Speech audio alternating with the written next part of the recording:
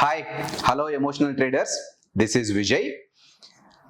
మీరు ట్రేడింగ్ చేస్తూ ఎవరైతే ఆల్రెడీ ప్రాఫిట్స్లో ఉన్నారో వాళ్లకు ఈ వీడియోతో ఎటువంటి అవసరం లేదు. మీరు ట్రేడింగ్ చేస్తూ కంటిన్యూస్గా నష్టాలు వస్తూ ఉన్నా, లేదు నో ప్రాఫిట్ నో జోన్లో ఉన్నా ఈ వీడియో మీకు చాలా హెల్ప్ అవుతుంది. సో ఫుల్ వీడియో మీరు చూడండి. Okay fine. సో థంబ్నెయిల్లో చెప్పినట్లుగా 20,000 క్యాపిటల్తో 1 lakh రూపీ ఎలా సంపాదించాలి అనేది నేను ఇప్పుడు మీకు ఎక్స్ప్లెయిన్ చేస్తాను. Okay, so 20,000 capital per month 1 lakh rupee ఎలా సంపాదించాలనేది కాన్సెప్ట్. ఓకే, నేను ఈ కాన్సెప్ట్ ఒక 5 minutes తర్వాత ఎక్స్ప్లెయిన్ చేస్తాను. ఓకే, సో అంతకంటే ముందు other than stock market other businesses ఎలా రన్ అవుతున్నాయి అనేది మనం ఒక్కసారి ప్రాక్టికల్గా డిస్కషన్ చేసుకొని తర్వాత మనం స్టాక్ మార్కెట్లో 20,000 క్యాపిటల్తో 1 lakh రూపీ ఎలా అర్న్ చేయాలనేది డీటెయిల్డ్గా డిస్కస్ చేద్దాం. Okay fine. సో ఫస్ట్ ఇప్పుడు మనం తీసుకుంటే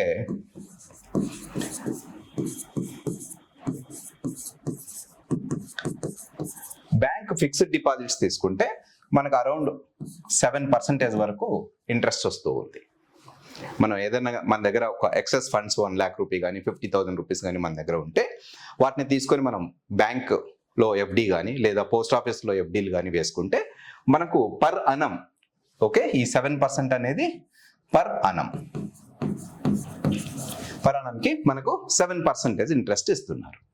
ఓకే, అలా కాకుండా మన దగ్గర ఏదైనా ఒక 10 lakhs క్యాపిటల్ ఉండి ఏదైనా మనం ఒక small scale industry kind of business చేస్తే, ఓకే, సో ఆ బిజినెస్లో మనకు అరౌండ్ 12 to 20% పర్ అనం వస్తుంది. అలా కాదు, నేను బిజినెస్ చేయలేను, నా దగ్గర ఉన్న ఫండ్స్ను నేను కొంత మ్యూచువల్ ఫండ్స్లో కానీ అలాంటి చోట నేను ఇన్వెస్ట్మెంట్ చేసుకుంటాను అని అంటే, సే ఫర్ ఎగ్జాంపుల్ మ్యూచువల్ ఫండ్స్లో పెట్టుకుంటే మనకు అప్రాక్సిమేట్గా 13 to 15% పర్ అనం మనకు రిటర్న్స్ వస్తూ ఉన్నాయి.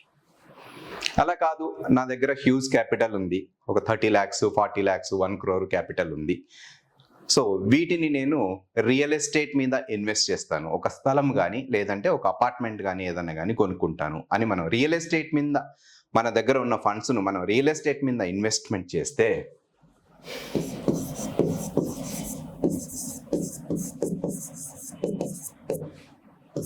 మనకు అరౌండ్ 25 to 30% పర్ అనం రిటర్న్స్ కంటిన్యూస్గా వస్తూ ఉన్నాయి.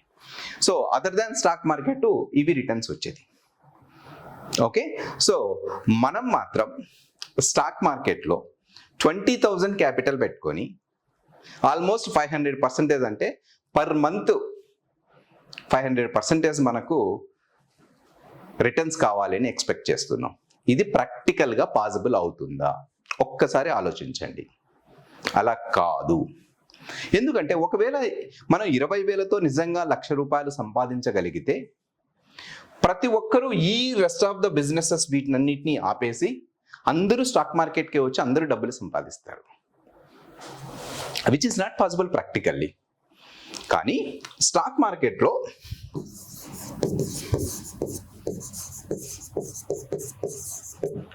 we can make 30 to 40% of decent returns per annum. We can make it. Okay, so stock మార్కెట్లో మనం ఏం చేయొచ్చు, 30 to 40% డీసెంట్ రిటర్న్స్ చేయొచ్చు. అంతేగాని 20,000తో 1 lakh rupee per month, which every month or 2 lakhs 3 lakhs, which is not possible practically. ఒకవేళ వచ్చినా అటువంటి డబ్బులు నెక్స్ట్ మంత్తో ఆ నెక్స్ట్ మంత్తో పోతుంది. సో కాబట్టి స్టాక్ మార్కెట్లో ట్రేడింగ్ చేసేవాళ్ళు ప్రాక్టికల్గా థింక్ చేయండి. ప్రాక్టికల్గా థింక్ చేసినప్పుడు మాత్రమే స్టాక్ మార్కెట్లో 30 to 40% వరకు మనం రిటర్న్స్ను ఎక్స్పెక్ట్ చేయొచ్చు. సరే, మాకు ఆ 30% 40% కూడా రాలేదు అంటే ఇక్కడ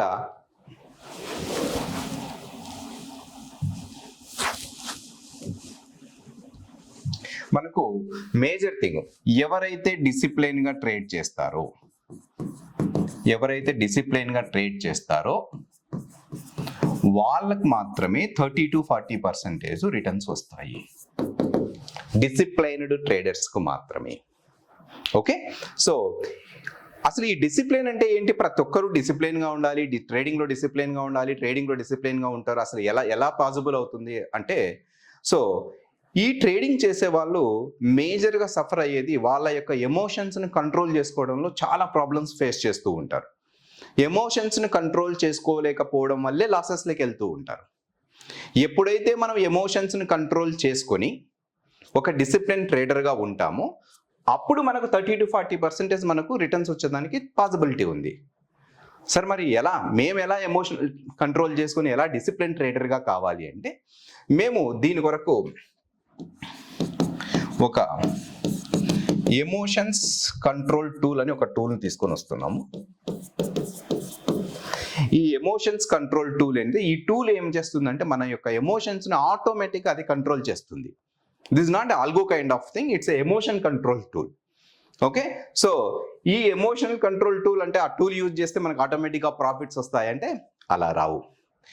ఎమోషన్స్ కంట్రోల్ టూల్ను యూజ్ చేస్తూ మీరు ఎమోషన్స్ని పర్ఫెక్ట్గా ఫాలో అవుతున్నారా లేదా అనేటువంటిది మా దగ్గర ఉన్నటువంటి రిలేషన్షిప్ మేనేజర్స్ వాటిని మానిటర్ చేస్తారు ఎవ్రీడే. అంటే మీరు as per trade plan trading తీసుకొని సేమ్ ఎగ్జిక్యూట్ చేస్తున్నారా లేదా అనేది మా దగ్గర ఉన్నటువంటి రిలేషన్షిప్, మీకు ఒక రిలేషన్షిప్ మేనేజర్ని అలొకేట్ చేస్తాము. ఆ రిలేషన్షిప్ మేనేజర్ కంటిన్యూస్గా మానిటర్ చేస్తూ ఉంటారు. వాళ్ళు మానిటర్ చేసే విధంగా మీరు ఎమోషనల్ కంట్రోల్ టూల్ను యూజ్ చేస్తూ మీరు కనుక ట్రేడింగ్ చేశారు అంటే డెఫినెట్గా మీరు ఒక డిసిప్లైన్ ట్రేడర్ అవుతారు. సో నేను రెగ్యులర్గా చేసే స్టేట్మెంటు, ఓన్లీ డిసిప్లైన్ ట్రేడర్స్ మాత్రమే స్టాక్ మార్కెట్లో సక్సెస్ అవుతారు.